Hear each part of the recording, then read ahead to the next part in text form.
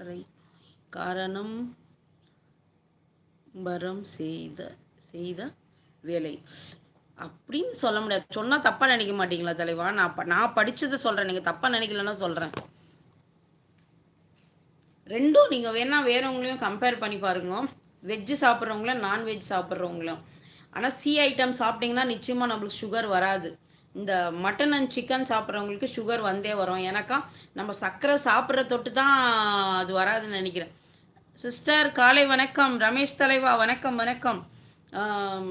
அதுலேருந்து வர அந்த கொழுப்பு எண்ணெய் வருது இல்லைங்களா, அந்த எண்ணெய் தான் நம்மளை எஃபெக்ட் பண்ணுமா.